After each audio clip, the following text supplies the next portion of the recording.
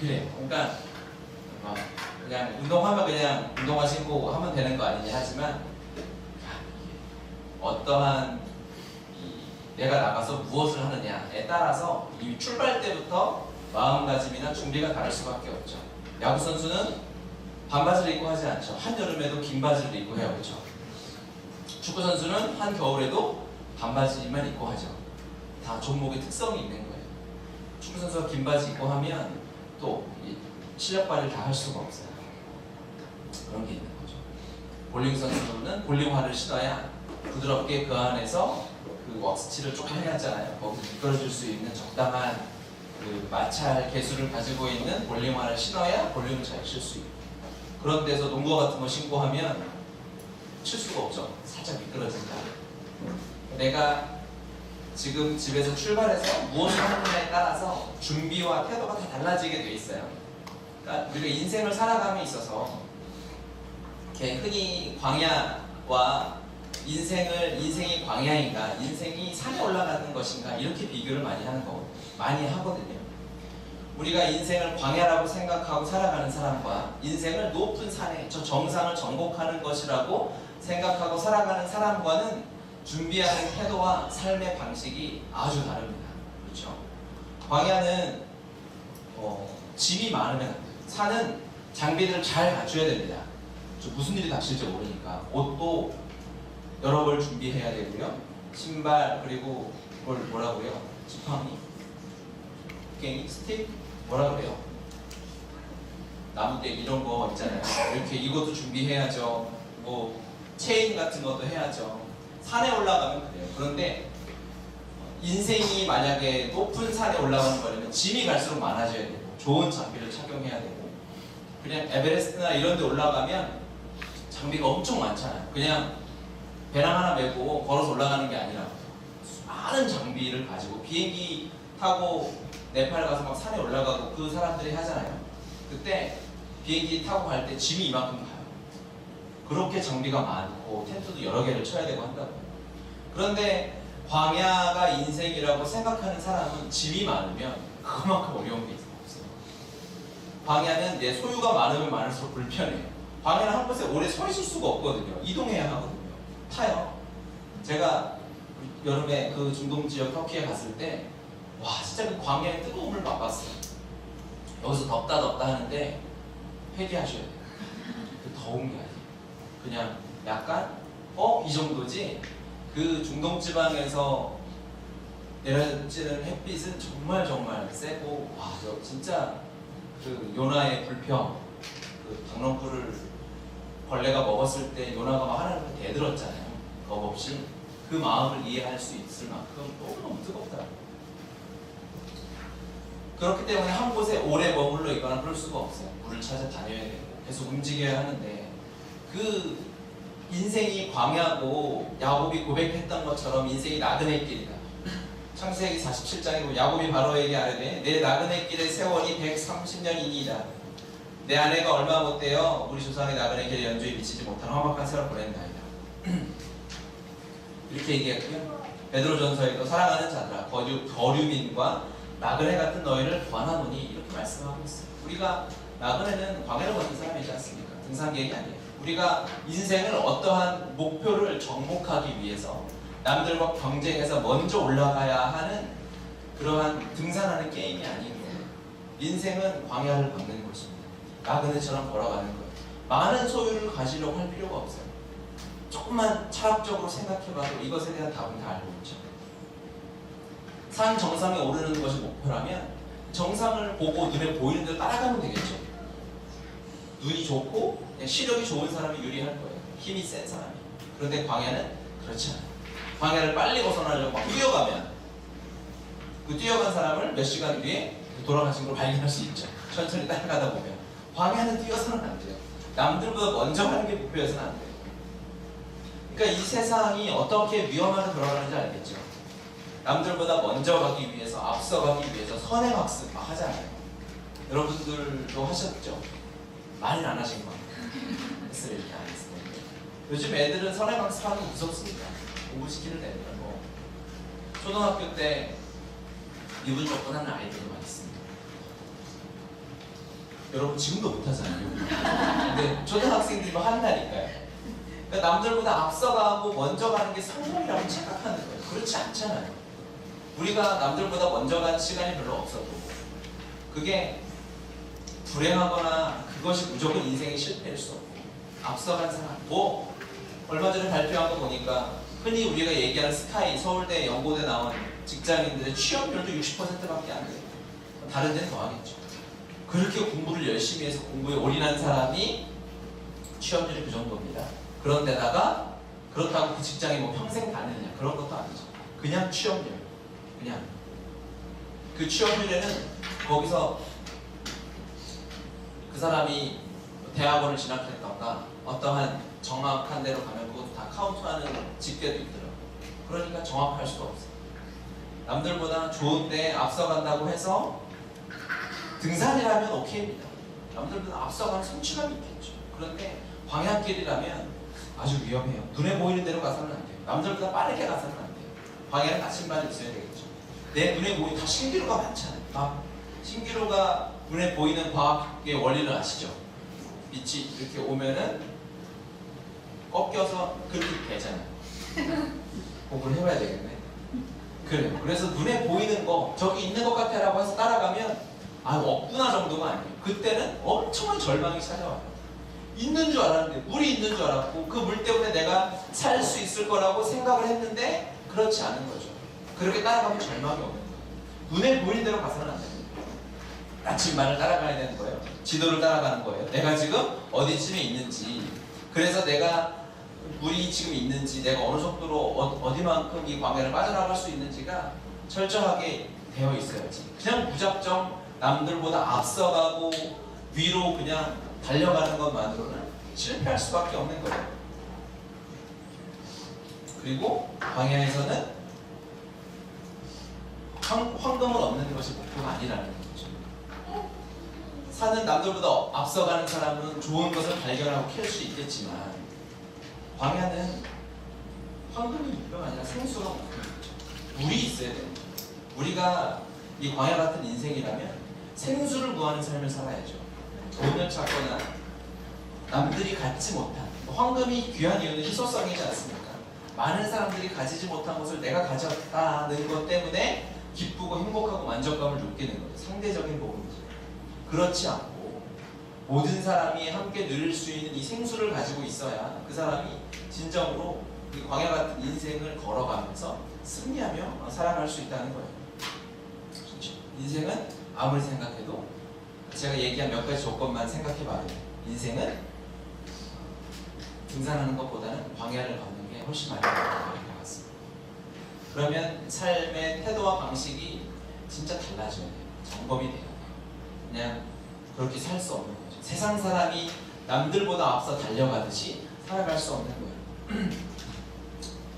그래서 모든 사람에게는 광야의 시간이 있어요. 예수님을 믿는 사람이든 믿지 않는 사람이든 광야 같은 시간이 없는 사람은 아직 못 만나봤어요. 저기 있는 형제 자매들도 힘들어요. 광야 같은 거 다 있어요. 예수님을 믿던 믿지 않던 어려움과 아픔과 고통을 느껴요. 외로워하고 무서워하고 두려워함이 이 죄인 죄성을 가지고 태어난 인간에게는 다 있다는 거예요. 하나님을 믿는 사람이고 믿지 않는 사람이고. 그래서 내가 조금 힘든 시간이 닥칠 수 있어요. 그때 우리가 착각하지 말아야 돼요. 왜 나만 왜 이러나? 왜 내 인생에만 왜 이런 일이 생기나? 라는 오해를 해서는 안 돼요. 다 힘들어. 더 힘든 사람이 훨씬 많아요. 왜 그러한 절망과 힘듦을 느끼냐면 막 비교하거든요. 그렇죠? 어차피 광야예요. 광야에서 광야에 같이 있는 것만으로도 위로가 되는 것이지, 그것 때문에 어떤 사람이 더 낫고 더 뒤지고 후진 인생을 살고 그런 거는 존재할 수 없는 거예요. 그럼에도 불구하고 세상은 우리를 속이는 거죠. 너네 광야가 등산하는 거예요. 저기 올라가서 만족감이 있을 거야. 산에 높이 올라가면 어떻게 해야 돼요? 내려와야 돼요. 거기서 살 수가 없어요. 높이 올라간 사람은 다 반드시 먼저 그러니까 먼저 올라간 사람은 먼저 내려오게 되어 있어요. 정상에는 오래 머물 수 없어요. 에베레스트나 이런 그 히말라야 열두 봉우리 봤어요? 다큐멘터리 이런 거 보면은 거기서 2시간, 3시간 머무르는 사람이 없어요. 다 돌아가세요. 그냥 거기서 사진 찍고 태극기 꽂고 그리고 카메라 잠깐 인터뷰하고 대한민국 만세 이런 거 하고 내려와요. 오래 머물 수가 없어요. 정상, 독립은 아닐까요? 하여튼 만세, 그냥 만세. 대한민국 만세 막 이런 거 하고 내려오는 거죠. 세상이 말하는 것도 그들이 맞다고 해도 그거 위험한 사람. 그럴 수 없는. 우리가 광야 같은 인생을 살고 있어요. 여기서 힘든 상황 때문에 어떠한 내 주변의 환경 때문에 마음을 빼앗기는 일은 절대로 없어야 하는 것입니다. 그래서 우리가 우리 인생이 광야라는 것에 다 동의가 되시죠. 그래서 광야는 목자가 필요합니다. 광야는 목자 없이 살 수 없어요. 능력이 충만하면 모르겠어요. 내가 능력이 충만하면 목자 없이 이 광야를 빠져나갈 수 있을지도 몰라요. 그런데 우리처럼 어린 양으로 비유되지 않습니까? 우리가 양, 눈이 시력이 좋지 않은 목자의 음성을 듣지 않고는 살아갈 수 없는 우리가 양으로 비유되는데 우리는 목자 없이는 이 광야를 절대로 빠져나갈 수가 없어요. 그냥 돌아가시는 거예요. 어렵습니다. 광야에 필요한 것은 반드시 목자입니다. 내가 사는 것이 풍요로운 낙원이고 모든 것이 갖춰져 있다면 목자가 필요 없어요. 그렇죠? 목자가 필요합니다. 왜 내가 가까운 데 물도 있고 풀도 있고 다 있다면 필요 없죠. 그냥 늑대도 없고 내 집 안에 모든 것이 다 갖춰져 있다면 목자 필요 없이 살 수 있어. 하지만 우리 인생은 아마 여기 앉아있는 분들은 다 광야 같은 인생이라고 동의하실 거예요. 여러분의 주름살이 다 그걸 증명하는 거예요. 그렇게 다 생긴 거예요. 그렇죠? 이 광야 같은 인생에 우리 주님이 목자 되시지 않으면 우리가 이 길을 빠져나갈 수 없어요. 주님이 그래서 우리에게 필요한 거죠.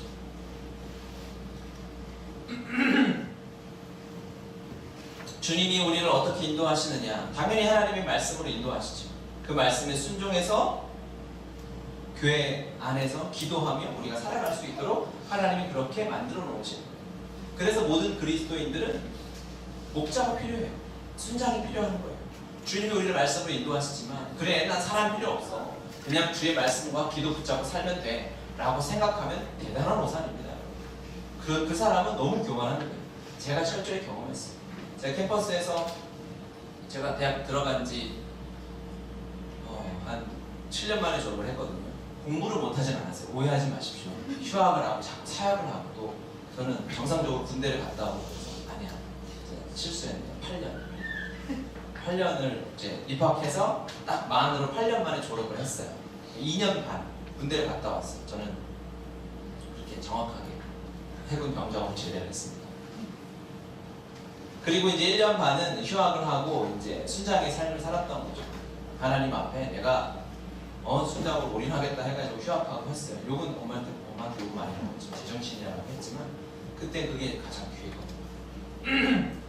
그렇게 대학생들과 캠퍼스에서 그냥 아르바이트하고 수모임하고 또 학교 수업 듣고 수모임하고 영어학원 갔다 수모임하고 계속 이 일을 그냥 하다가 졸업을 하고 주님께서 이제 마지막 학기 여름방학 때 제가 중국으로 비전 트립을 갔을 때 그때 저 한국교회를 섬기는 풀타임 사역자로 홀림하셨어요. 음성을 들은 건 아닌데 제가 하겠다고 했어요. 주님 제가 해야 되겠습니다. 이게 너무 행복하고 재밌어서 이거 하고 좀 살아야 되겠습니다라고 특별한 일이 없는 이상 막지 마십시오라고 기도를 했는데 안 막으셔서 여기까지 왔어요. 그리고 나서 이제 신대원을 갔잖아요. 그리고 나서 한 세대 신대원을 갔는데 수모임은 이제 후배들을 제가 열심히 키워놓은 우리 후배 순장들을 키워놓고 이제 멋있게 이제 나 신학생의 길로 간다. 그리고 이제 확 이제 멋있게 하고 뒷모습을 보여주는데 신대원에 딱 갔단 말이죠. 매일 신학 공부를 하고 말씀 암송을 하고 큐티를 하고 제가 다 했어요.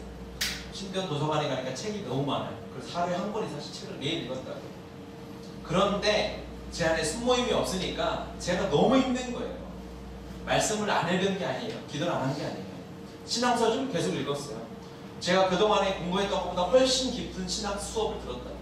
그런데 제가 순모임 안에 목자가 없는 인생을 살아가게 되니까 주님은 여전히 계시죠. 하지만 하나님이 어떻게 우리를 인도하시길 결정하셨냐면 우리를 교회 안에서 성장시키기를 결정하셨잖아요. 아멘이죠. 그러니까는 그러니까 주님이 우리 목자 되시니까 교회 필요 없다라고 주장하는 무교회주의자들도 좀 있어요. 네, 왜 그런 길을 취해서 무교회주의로 가는지 저도 이해는 해요. 교회가 조직화되면 벌써 막 싸움이 있잖아요. 그렇죠? 내 거보다 더 많이 먹고 막 비교하게 되잖아요. 쟤는 왜 만두가 4개야? 막 이렇게 되고 막 비교하게 되고 하니까 조직화되고 사람이 모이면 싸우고 힘들다는 거예요. 그래서 그런 이유 때문에 또 조직화되면 세력이 생기고 권력이 생기니까 또 그런 이유 때문에 무교회주의를 주장하는 사람들이 굉장히 하나님의 말씀을 오해하는 거예요. 교회의 머리 대신 그리스도를 오해하기 때문에 그런 무교회주의 같은, 난 교회 없이 그냥 공동체 없이 구역 없이 순 없이 나 그냥 인터넷으로 예배드리고 예배만 드리고 잘할 수 있을 거야 라고 착각하는 사람들이 굉장히 많아요. 지금 최소 800만에서 한 900만 정도의 기독교인이 있다고 목사님들이 얘기를 하세요. 실질적으로 저는 좀 더 적을 것 같은데 그 중에 아마 몇 퍼센트는 정확히 알 수 없지만 많은 사람들이 하나님의 이 몸된 이 생명의 셀 같은 순 안에 들어있지 않고 그냥 예배만 드리고 왔다 갔다 하는 사람이 굉장히 많을 거라고요.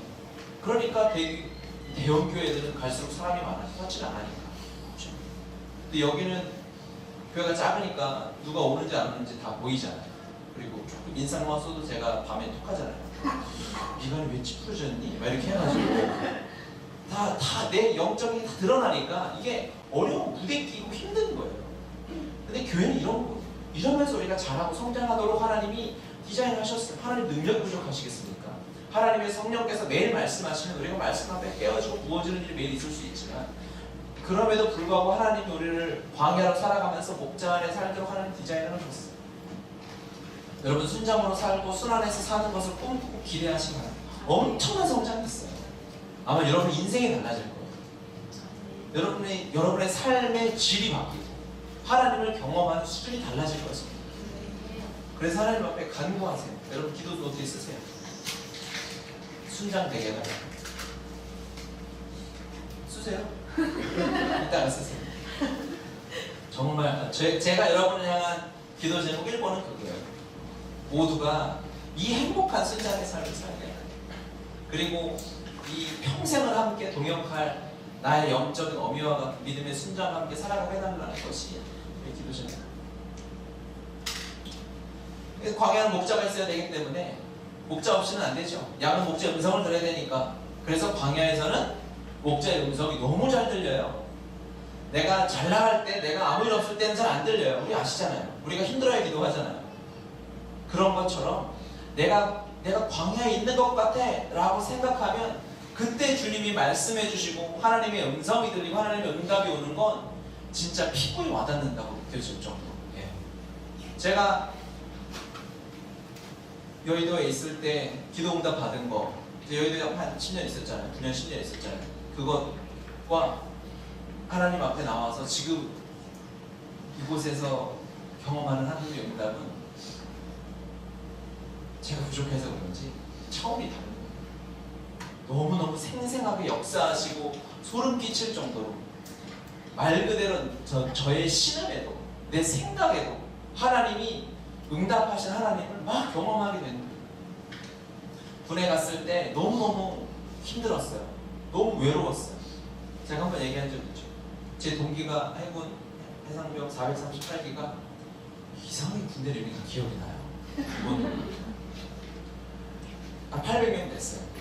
가면 일주일 만에 머리를 다 밀어버려요. 아파요. 쭉 밀어요. 다 똑같이 생겼어요. 서울대 나온 애건, 마무리가 하나 온 애건 다 똑같이 생겼어요. 모두 똑같은 거 주니까. 사람은 800명이 있는데 너무 외로운 거예요. 그 마음 안에. 근데 훈련소에 있는데 얼마나 외로운지 모르겠어요. 마음을 나눌 사람이 없어요. 하나님과 기도 전에 하나님이 주셨던 은혜를 나눌 사람이 없는 거예요. 먹고 자기 바빠요. 너무 힘들게 하니까 사람 몸을. 경험이 잘 안 되시죠? 한번 해봐야 돼요. 우리 여름 수련회 같은 거를 이런 걸 해야 돼. 해방대 캠프처럼 해서 와 이런 걸 해. 진짜 행복하겠다. 기도를 시작하겠습니다. 그러니까 너무 사람은 많은데 너무 외로우니까 진짜 하나님밖에 얘기할 데가 없는 거예요. 하나님 앞에 이야기하면 하나님이 위로를 해주시는데 하나님이 응답을 주시는데 말할 수가 없어요. 하루에 제가 받은 기도 제목의 응답이 몇 가지씩 되니까요. 지금도 제 보물 책처럼 제가 군대에서 썼던 그 일기장을 그대로 가지고 있거든요. 마음이 어려울 때, 힘들 때, 허리가 아플 때, 다리가 아플 때 엄청 아프거든요. 등산을 걸어서 해야 되잖아요. 뛰어서 하고 뛰어서 내려오래요. 왜 그런지 모르겠어요. 뛰어서, 여러분 등산 워커 신고 산에서 뛰어서 내려오면 무릎이 다 나가요. 21~22살짜리가. 그러면 막 내려와가지고 거의 주저앉을 정도가 되는데 너무너무 힘들고 하나님 기도를 하는 거죠. 하나님 지금 연골 나갔다. 주님 이거 도가니를 먹든지 해야 되는데 도가니를 줄 리가 없으니까 어떻게 합니까? 정말 하나님 여호와의 손이 제 안에 오셔서 여기 만져주시는 거예요. 통증이 기도한 순간 사라져요. 기도를 쥐야 하고 막 낫게 해주시옵소서 불로 떠나가라 한 게 아니에요. 그냥 하나님 도가니 먹든지 해야 돼. 아프다 이렇게 그냥 어쩔 수가 없는 거죠. 그러면 하나님이 와서 만져주시는 거예요. 너무 마음이 힘들고 어려울 때가 있었어요. 하루는 밤에 우리 저희 할머니가 장교였어요. 저런 애도 저렇게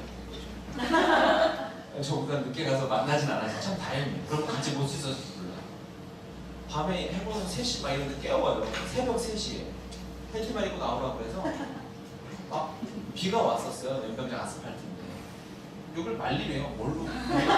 이래가 불러라. 그래서 연병장에 물을 다 말리고 들어가라. 얼마나 서러운지 몰라요. 그걸 당하고 또 아침에 또 깨워요. 하늘이 흐리고 막 제가 8월에 갔으니까 9월, 10월 되고 약간 이 초가을에 바람이 너무 추운데 하나님 너무 춥습니다. 하나님 너무 추운데요 하나님. 그랬더니 하늘에서 거짓말처럼 요만한 구멍이 생긴 거예요. 그리고 햇볕이 저한테만 영화처럼. 그때 CCTV가 있어요. 잊을 수가 없는 그날 일기를 제가 얼마나 울면서 썼는지. 울면서 제가 그 밤에 혼자 일기를 썼어요. 하나님 생각 너무 감사합니다. 하나님 살아계시면 좀 믿겠습니다. 그 광야로 가서 외로운 데로 가니까 하나님의 음성이 얼마나 잘 들리는지. 광야가 히브리어로 미드바르잖아요. 미드바르. 미드바르의 어원은 다바르라는 단어예요. 다바르는 말하다라는 뜻이죠. 그래서 광야에 가면 하나님의 말씀이 너무 잘 들리는 거예요. 그러니까 광야는 듣는 곳이에요. 힘든 곳이 아니라 광야는 듣는 곳이다. 은혜를 누리는 곳이다. 응답을 받는 것이다. 여러분 광야를 보내시는 것 같은 사람이 있으면 진짜 그 사람 부러워해야 합니다. 제가 그러니까 전사님하고 가끔 농담처럼 얘기한다니까요. 개척하고 1년이 너무 행복했습니다. 준비한 건 이제 거의 2년 가까이 됐죠. 그 시간 행복해서 전사님 한 번 더 이 얘기를 해요. 이 시간 너무 행복했어요. 해도 하겠어요. 주님이 말씀하시면 제가 하고 싶어서 뭐 이렇게 불순종하고 뛰어나갈 수는 없지만 주님의 은혜가 있고 뜻이 있으면 얼마든지 하는 거죠. 힘들고 세상의 기준으로 봤을 때 힘들고 어려운 광야 같은 그곳이 하나님의 응답은 쏟아지는 것이다. 실제로 이스라엘 백성들도 그랬죠. 이스라엘 백성들은 매일 아침마다 하나님이 상을 차려주셨어요. 그렇죠? 그것이 적과 꿀이 흐르는 가나안에 들어가니까 끊겼어요. 만나와 메추라기는 가나안에 들어가기 전까지는 하나님이 부어주셨다는 거예요. 하지만 성경에 정확히 기록되어 있죠. 가나안에 들어가서 땅의 속주를 먹는 순간 만나가 끊겨요. 여러분이 따서 먹을까요? 따서 먹는 게 행복할까? 아침마다 하나님이 차려주시는 그 만나의 식탁을 메추라기에 치킨을 먹는 게 행복할까요? 하나님이 우리를 입히시고 먹이시는 것을 철저하게 경험할 수 있는 주기도문이 정말 실제의 고백이 될 수 있는 곳이 바로 광야의 삶이에요. 그래서 안정적인 것, 정규직 직장, 그냥 보장이 되어 있는 어떠한 일들이 과연 우리에게 도움이 되느냐? 마냥 그렇다고 볼 수는 없어요. 하나님이 때에 맞게 필요에 맞게 주시는 것이 우리의 믿음이 훨씬 잘할 수 있는 그런 도구가 된다는 것입니다. 하나님의 말씀은 하나님은 살아계십니다. 우리를 광야로 그냥 발로 차가지고 너 혼자 들어가라고 하시는 분이 아니에요.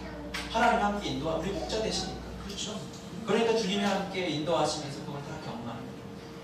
여러분이 그 힘든 시간들을 아마 보내오신 분들이 많이 있을 거예요. 광야를 간증해봐라 하면 여러분 제가 이렇게 간증하니까 막 생각이 나죠. 살아오신 분이 많으시죠. 좀 생각나죠? 막 거의 10시간도 얘기할 거라고.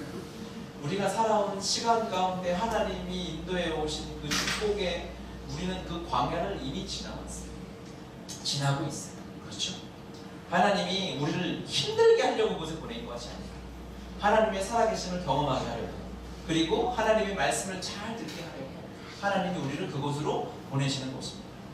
힘든 곳이 아닌 거죠. 그래서 우리가 읽은 본문 말씀처럼 광야로 보내시는 목적은 뭐냐? 5장 1절에 그 후에 모세와 아론이 바로에게 가서 이르되 이스라엘 하나님 여호와께서 이렇게 말씀하시되 내 백성을 보내라. 그러면 그들이 광야에서 내 앞에 절기를 지킬 것이니라. 이렇게 말씀하셨어요. 그 앞에 3장에도 보면 11절에 보면 모세가 하나님께 아뢰되 내가 누구에게 바로에게 가며 이스라엘 자손을 애굽에서 인도하여 내리니까 하나님이 이르시되 내가 반드시 너와 함께 있으리라. 내가 그 백성을 애굽에서 인도하여 낸 후에 너희가 이 산에서 하나님을 섬기리니 이것이 내가 너를 보낸 증거니라. 이 산은 어디죠? 이제 그 미디안 광야에 있는 호렙산을 말하는 거죠. 하나님이 우리를 광야로 보내시는 목적은 뭐냐? 이 세상에 하나님을 예배하지 못하게 방해하는 것들로부터 완전히 끊어내고, 느헤미야의 표현에 의하면 이방 여인과 끊어내고, 그렇죠? 온전히 하나님을 예배하기 위해서. 바로에게 그랬잖아요. 내 앞에서 절기를 지켜야 하는데 그 애굽 땅의 그 타락한 곳에서 그 여전히 우리의 생각과 마음을 빼앗는 육의 생각, 육신의 것을 추구하는 그곳에서 하나님 전심으로 예배가 어렵기 때문에 차단된 곳으로 광야로 가서 하나님을 예배하고 하나님이 예배를 가르치시려고 하는 거예요. 광야에 부르셔서 예배를 가르쳐 주시고 예배를 말씀해 주시고 하나님과의 진정한 만남인 예배를 허락하기 위함입니다. 그러니까 힘들고 어려운 시간들이 찾아오면 여러분들이 생각해야 돼. 이 힘드네, 어렵네, 왜 내 인생에 이런 일이 닥쳐왔을까? 라는 광야 같은 내 마음에 그런 어려움이 찾아온다면 깨달아야 되죠. 아, 하나님의 응답이 반드시 있기로. 그렇죠. 첫 번째. 두 번째, 내가 이제 하나님의 음성을 들을 수 있게. 세 번째, 나 이곳에서 예배를 배우게. 이 세 가지는 광야에 가면 반드시 배우게 되어져 있어요. 여러분, 이 세 가지는 그렇죠. 하나님의 응답을 보게 됩니다. 하나님의 음성을 듣게 돼요. 미드 바르는 다바르 하는 곳이에요. 그 광야에서 하나님이 말씀하시는 곳이에요. 그리고 세 번째는 하나님을 향한 예배를 배우는 곳이에요. 애굽에서는 온전한 예배가 드려질 수 없어요. 내가 그 복과 많은 재물을 그냥 자리에 차고 앉아서 그곳에서 하나님 예배하는 거, 내 주머니에 있는 거 몇 개 털어가지고 헌금 바치고 예배하는 거, 그것 가지고 온전한 예배가 되지 않습니다. 하나님은 그곳에서 떠나서 하나님께 드릴 재물과 가축을 다 이끌고 광야로 가서 힘들고 어려운 곳이지만 외로운 곳이지만 그곳에서 하나님이 예배하는 것이 무엇인가, 하나님께 집중하는 것이 무엇인가, 그것을 하나님이 가르쳐주고 싶은 거예요. 온전한 예배가 회복되어지면 우리의 인생에 성전이 확장되어져 가는 거죠. 어제 말씀 나눈 거죠. 이곳에서 광야에서 하나님을 들은 이 그냥 한순간에 주님과의 만남이 회복되면 이 만남은 내 안에서 멈출 수 없으니까요. 이게 넓어지니까, 확장되니까 열방이 성전되는 자리까지 나아가도록 도와주는 것입니다. 할렐루야죠. 근데 광야에서 잊지 말아야 할 게 하나 있어요. 마지막으로 광야에서 기억해야 할 것은 무엇이냐면, 광야로 나간 이스라엘 백성들은 반드시 한 가지를 통과하고 지나갔어야 돼요. 그렇죠? 뭐죠? 뭐예요? 잠시만요. 6월절을 통과하고 광야를 보내셨어요. 6월절을 통과하지 않고 하나님은 광야를 보내시는 경우는 없었어요. 할렐루야. 아멘. 세상 사람들이 광야를 걷는 것 같은 거 그냥 개고생인 거예요. 그런데 우리가 예수 그리스도를 믿는, 예수님이 나의 주인 대신 예수와 함께 죽고 예수 생명으로 사는 우리가 광야로 간 것은 6월절을 통과한 거예요. 6월절 이후의 세대, 6월절 이전의 세대와 6월절 이후의 세대는 완전히 달라요. 6월절을 경험한 세대, 6월절이 여러분 어떤 시간입니까? 같이 살았던 그 동네에서 나만 사는 거잖아요. 하나님의 말씀에 순종한 우리만 산 거예요. 그런데 내가 살만한 행동을 한 게 아무것도 없다고요. 똑같이 그 땅에서 죄 짓고 살았어요. 온전한 말씀을 다 지키지도 못했어요. 하나님의 율법의 기준에 의하면 그 땅에 살던 애굽 사람이던 그 땅에 살던 이스라엘 사람이요, 이건 율법에 부족한 건 당연한 거죠.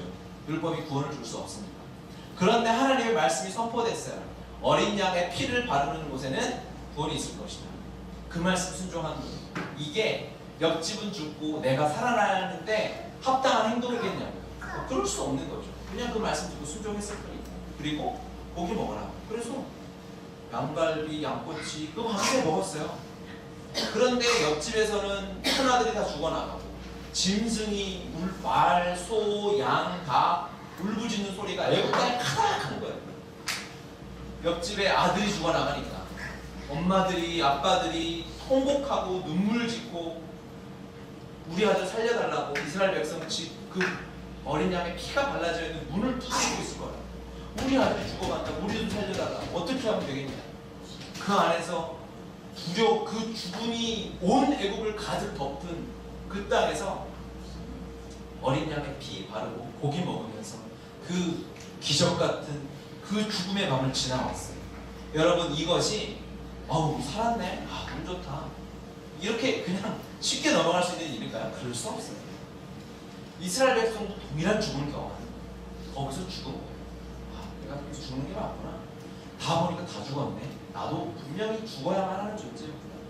그런데 하나님이 아들 예수 그리스도의 상징인 어린 양의 피를 바름으로 인해서 어린 양을 온 가족이 먹음으로 인해서 어린 양 예수 그리스도 먹고 그것이 힘이 되어 우리가 살아난 거지 않습니까? 예수님이 나의 힘이 되시고 제물이 되셔서 내 마음에 내 몸에 오신 거죠. 그 밤을 지난 세대가 그 밤을 잊을 수 있어요? 잊으면 안 되는 거죠. 절대로 잊을 수 없는 거죠. 이스라엘 백성이 3일 만에 일주일 만에 실패하고 하나님을 불평했지만 우리는 그 길을 가서는 안 돼요. 여러분 할렐루야.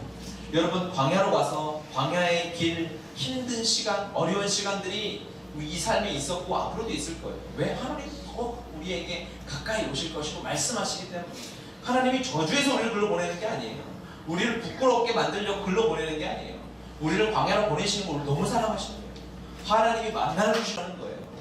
세상 사람들이 그냥 자기 힘으로 밥 벌어먹고 사는 거 그거 불쌍해 보여서 하나님이 직접 내 입에 하나님의 양식과 하나님의 축복을 넣어주고 싶으실 때 우리를 광야로 보내시는 거라고요. 그때 여러분 잊지 마십시오. 우리 6월절을 통과했어요. 예수님이 내 안에 사시는 거예요. 마음 어려워하지 마세요. 거기서 하나님을 찬양해야 돼요. 우리 6월절을 지나 홍해를 건넜어요. 주님이 당신 전부를 내어주셔서 우리를 샀어요. 그 시간을 우리가 지나왔어요. 이거는 믿어지는 안 믿어지는 하나의 차원이 아니에요. 어떻게 하면 좋지? 이게 감동이 안 되는데 진짜인가? 이게 여러분 감정으로 반응하려고 하면 끝도 없어요. 감정으로 반응하면 이게 머리 위에 세운 질이니까 그 감정 무너뜨리는 건 순식간이니까요. 그렇죠? 감정이 아니라 믿는 거야. 그렇구나. 지금 믿음으로 받아들이십시오. 내가 6월절 통과했구나. 내가 홍해를 건넜구나. 그러면 내가 광야에서도 주님과 함께하는 거예요. 할렐루야. 찬양하세요. 찬송가 가사를 읽어드려요. 할렐루야 찬양하세. 내 모든 죄 사함받고 주 예수와 동행하니 그 어린아 하늘나라. 6월절 어린 양의 피와 함께 내 모든 죄가 사함을 받고 그 이후로는 천국이 광야는 더 감사해요. 푸른 초장 감사하죠. 다윗 궁 감사해요. 그 문제가 되지 않아요. 내 옆에 주님이 계십니다. 천지를 창조하신 하나님이 나와 함께 하시는데 광야면 광야니까 하나님 자랑할 수 있어요. 푸른 초장으로 혹시 인도하시면 그곳에서 하나님 자랑할 수 있어요. 중요한 것은 거기에 퍼질러 앉으려고는 안 하면 돼요. 안주하려고는 하지 않으면 돼요. 우리의 삶에 광야만 있진 않을 거예요. 그렇죠? 광야를 지나다가 오아시스를 만나기도 할 거예요. 세상의 기준으로 봐도 조금 잘 나갈 때가 있고 못 나갈 때가 있을 거예요. 잘 나갈 때 퍼질러 앉지 마십시오. 못 나갈 때 절망하지 마십시오. 우리 6월절을 통과했어요. 평생 잊을 수 없는 나 죽고 예수 사는 이 십자가의 복음의 능력을 회복한 사람들이에요. 그렇기 때문에 우리는 다 가졌어요. 그래서 주님이면 충분한 거예요. 복음이면 다 바랄 게 없는 거예요. 그래서 우리의 기도가 달라지는 것이죠. 그래서 우리가 주님만 찬양하는 것이고 주님을 예배하는 것이고 힘들고 어려운 연단 앞에서 정금이 기대가 되는 것이고 할렐루야. 십자가만이 우리의 삶에 남는 그 자리로 주님이 인도하실 줄 믿습니다. 아멘. 우리 찬양하고 같이 기도합시다.